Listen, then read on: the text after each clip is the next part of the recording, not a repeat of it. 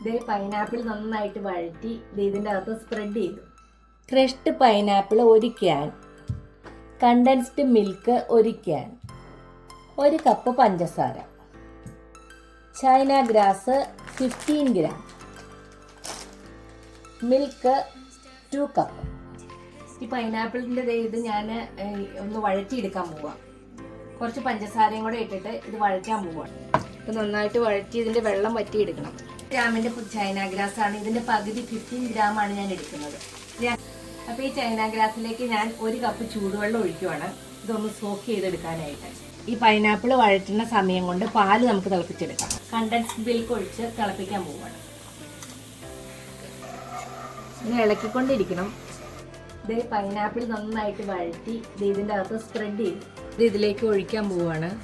കുറച്ച് കുറച്ചായിട്ട് ഒഴിച്ചു കൊടുക്കണം. എല്ലായിടത്തും ഒരുപോലെ സ്പ്രെഡ് ചെയ്ത് പോകണം. കുറച്ച് ക്രഷ്ഡ് ആൽമണ്ട്സ് ഡെക്കറേറ്റ് ചെയ്യാനായിട്ട് ഇടുവാണ്. 4 മണിക്കൂറായി നമ്മുടെ പുഡിങ് റെഡി ആയിട്ടുണ്ട്. ഞാനത് എടുക്കാൻ പോവാണ് ഫ്രിഡ്ജിൽ. പൈനാപ്പിൾ പുഡിങ് ഇത് കണ്ടോ?